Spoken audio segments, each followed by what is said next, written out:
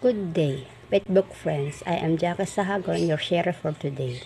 The Gospel reading from today is John chapter 6, verses 60 to 69. Sa Gospel pong ito ay marami ang tumatalikod kay Jesus. Marami ang hindi naniniwala sa Kanya. Marami ang nagdududa, pero ang mga apostol niya ay buong tiwala sa Kanya. Siya ang tunay na salita nagbibigay buhay ng walang hanggan. Para sa atin, ito ay nakasaad na lahat tayo ay nakakaroon sa maraming pagsubok sa ating buhay. Pagsubok na naging dahilan para tayo panghinaan ng loob, mawalan at tiwala at tumalikod sa Kanya. Pero dapat natin malaman ang mga pagsubok na ito ay binibigay sa atin para tayo ipatatagin at para tayo matutong laging lumapit sa Kanya at para tayo magiging matatag at lumakas ang paniniwala at pananampalataya sa ating lumikha. Huwag tayong panghinaan ng loob, huwag lumayo at bagkus maging bukas tayo sa Kanya.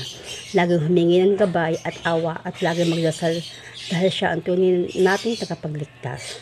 So that's for all my reflection. Don't forget to subscribe on your YouTube channel, Petbook PH. You can also download Petbook app or visit register at www.petbookph. Thank you everyone.